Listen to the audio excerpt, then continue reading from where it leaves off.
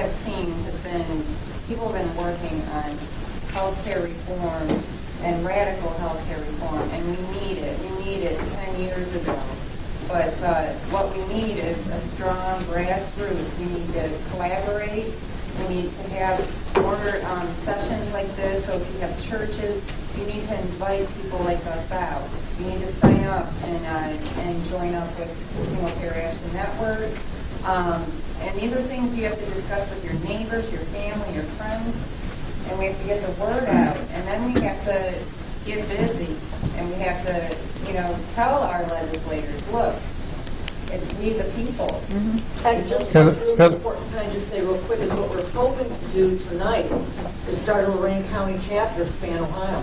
We've got 2 chapters in Cuyahoga County, but it would be great to have a chapter in Lorain County. I mean, the more chapters we have, we work together, the more we talk to folks, the more people break through a lot of the myths and lies we've been fed, especially in the last 9 months. When people really get what this is about, there's just no turning back. So jump on board when you're done. Come on up here and sign up, because we really want to build a chapter for this county. Hey, Heather, I'd like one other important point to this. The political will in Ohio does not rest in Columbus. On the federal level, the political will rests in Washington. And that's why we're going with an initiative petition route.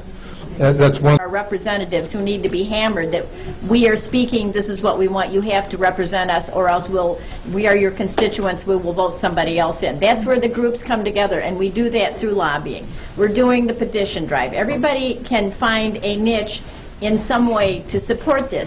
Since this is grassroots, since this is all happening, you will never hear the statistics, and you haven't even heard a tenth of the statistics we have sitting here to tell you. You are not going to hear it on the media. You are not going to hear it in newspapers, what is really going on, what that is. You're never going to see that anywhere but in places like this. All over this country, there are small groups like us who are getting together, and it is a large group of us, but we don't quite know how to focus ourselves.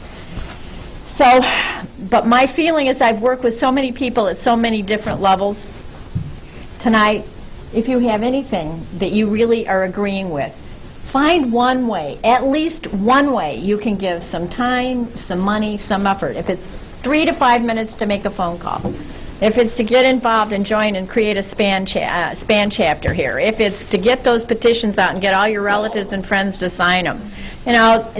None of us are going to, and none of us, it seems like we all want a big thing to happen under our eyes, but the big thing is happening, but it's spread out across this country.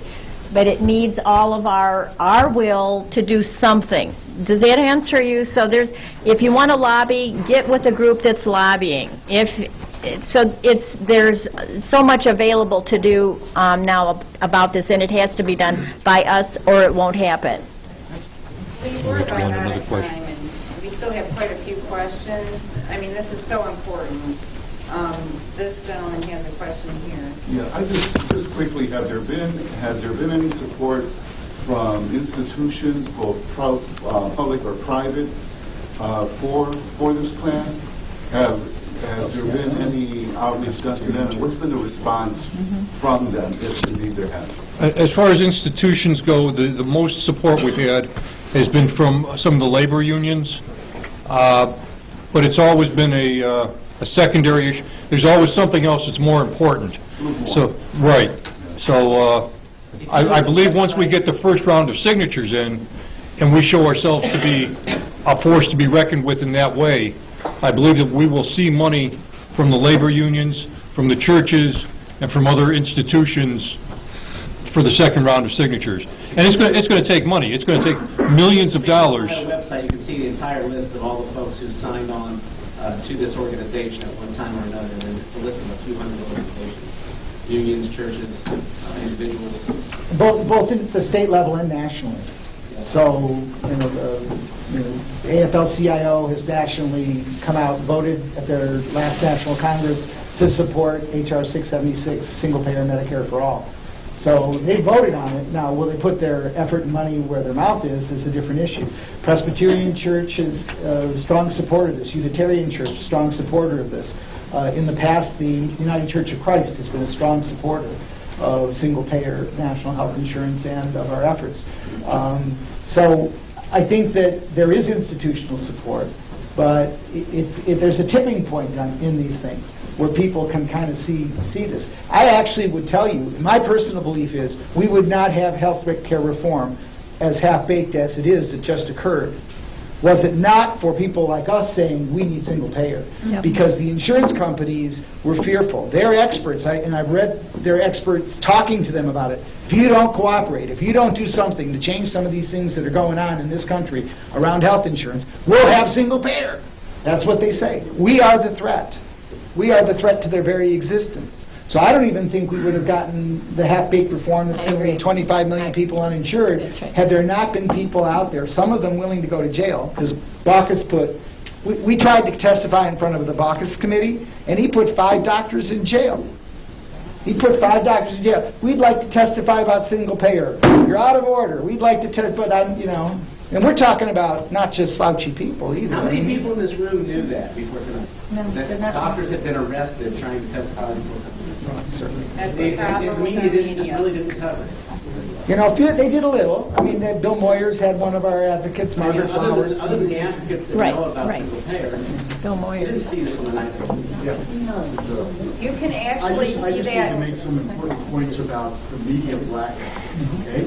Obama refused to allow single payer to be discussed right here in Cleveland at the Democratic Party platform. You're right. Shame on him. In 2008. Obama and the congressional leadership refused to allow any single-payer advocate to participate in any way in his health care committee between December of 2008 and February of 2009, when they were putting together proposals. Of course, these health care executives making billions of dollars were given seats of honor at the table. Max Baucus's committee refused to allow any single-payer advocates even to testify. And as Dr. Ross indicated, when 8 of them stood up, of which I guess 5 were doctors. Three nurses, I'll say. He had them all arrested and carted off to jail, and his comment was, we need more police on Capitol Hill. And just this past February 25th, when Obama held his summit at Blair House, right across the street from the White House, Dennis Kucinich and a bunch of other people for single payer asked if they could participate, and the answer was no. So they will let the craziest Tea Party right-wing wackos in on this debate, but they won't let this point of view, which is the approach that is used by every other advanced industrialized country in the world, even be heard. Thank you, Fritz. I think that there are some things that we, with the president, I think that there are some things that he knows what he's doing because the bill was passed. We have to recognize that, and I think that what we're doing here is to continue to get what has to be done. I don't like opposing anybody, or they're all doing what they think is right. We're getting the facts about what's happening to us people, and we're figuring out what's right for us, and we're going to speak up. We have that right in this country to keep speaking up and working on our representation. Question. The next one that I have is pertaining to the Health Care for All Ohioans Act, and will everyone be forced to take part in this? Yes. You will have to pay your taxes. Yeah, you'd have to pay your taxes. I'm sure if you want to tip the doctor after he takes care of you, it's okay, but the coverage is already going to be taken care of. I think about it a little bit like, we would not encourage additional insurance.